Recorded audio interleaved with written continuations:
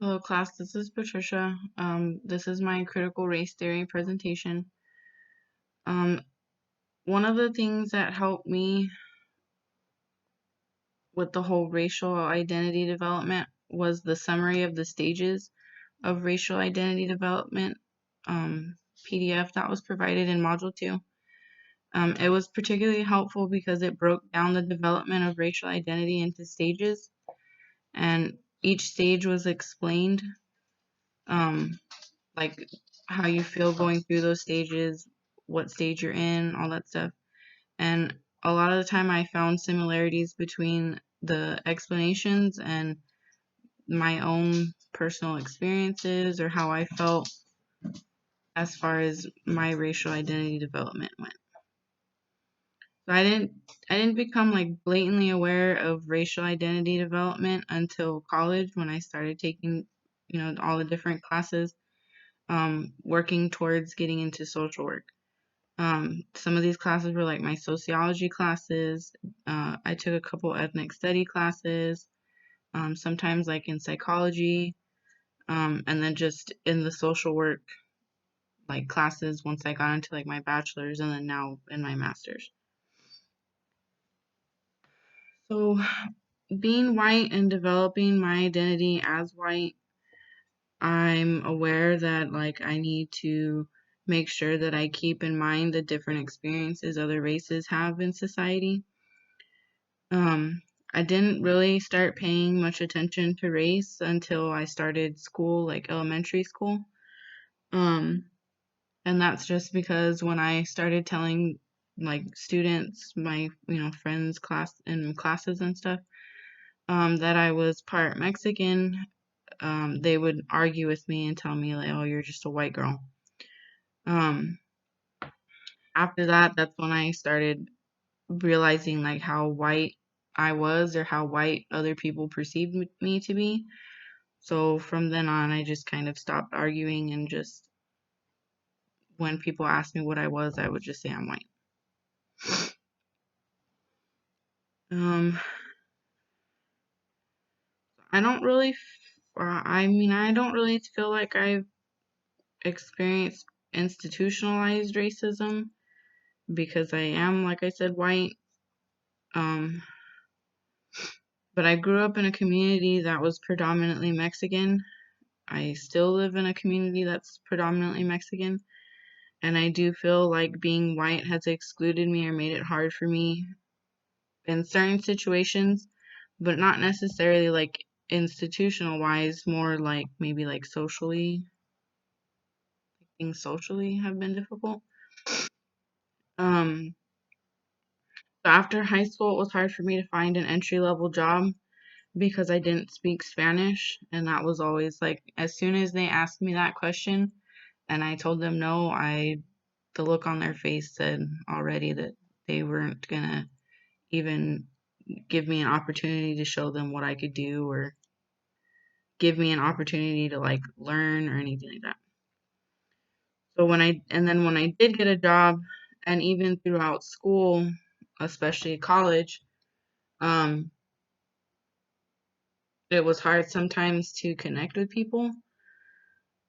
A lot of times, like I remember, like at my first job, a lot of people didn't like me because I didn't like. Most of them spoke Spanish and I didn't.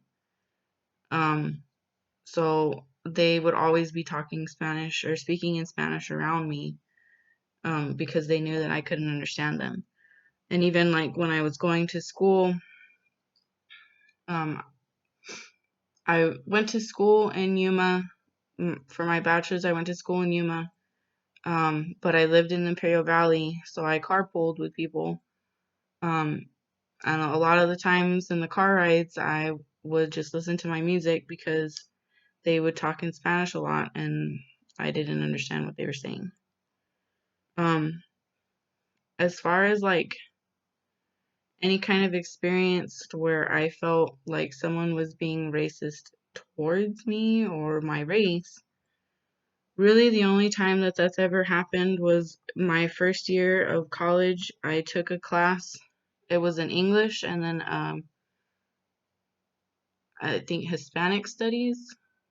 Latin studies. I'm not really sure how they worded it, but my English teacher, we were talking about a book called The Pedagogy of Oppression.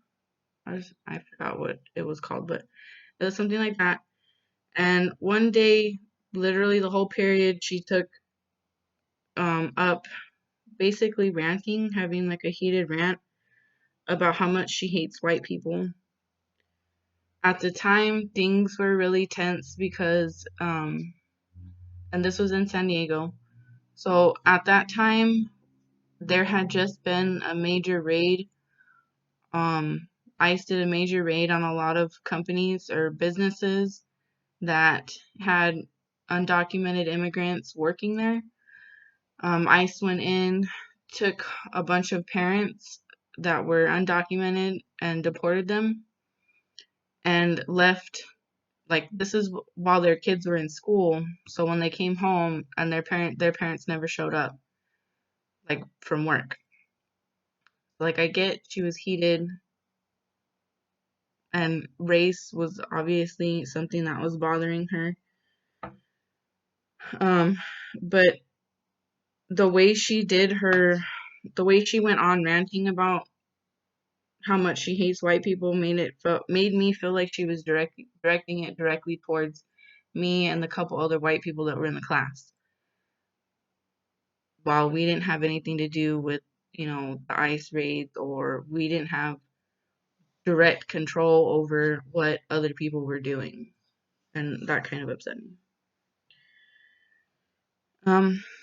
So a lot of these experiences that I talked about, they happen from adolescence through adulthood, things I still deal with sometimes. My experiences opened my eyes to institutional racism prevalent in society because I was being taught it in college classes, and then like I would see it, like we'd talk about it in class, and then I can see it out in society. I see it when I look at different situations, like who's able to get, in my job right now, mental health, who's able to get mental health help. In the jails, you can see who are the ones that are in jail.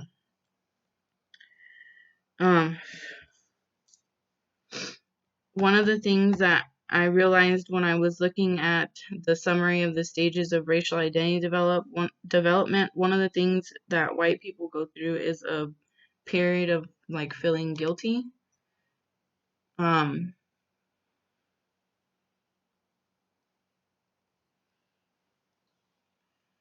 So just guilty, like that we have privilege over other people, guilty, like of what white people have done in the past. That is something that I dealt with, especially once I hit college and started taking all these sociology and classes and whatnot.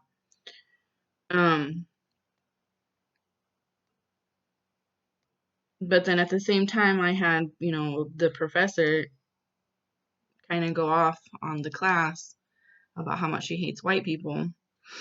So this whole time while I'm being taught about like, racial differences and institutionalized racism, I also had, somebody what I felt like was like attacking me for my race. So I kind of had to battle both at the same time, and that whole like battle carried throughout college.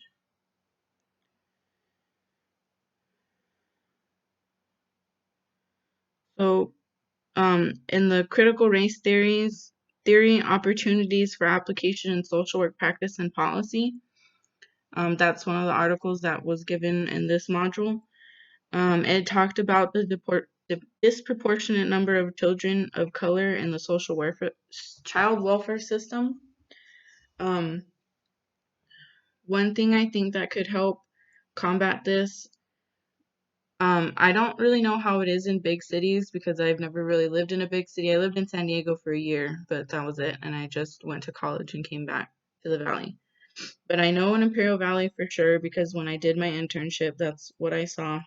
And it's possible it's something that happens here in Yuma because both areas are smaller rural communities.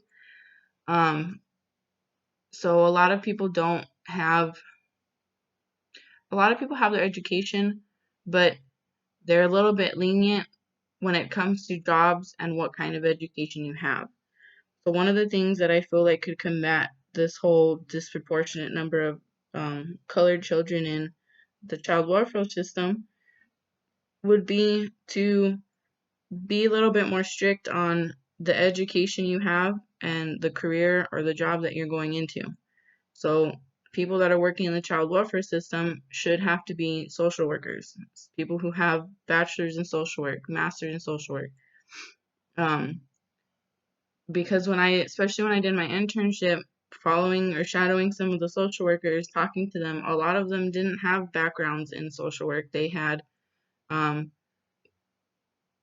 I think it's called like human studies. They had criminal justice. A lot of them had criminal justice backgrounds, which in those areas, you're not really going to get taught the same like we do in social work about, you know, institutionalized racism, how to combat it, how to be aware of your own, racial identity, your racial biases, biases in general.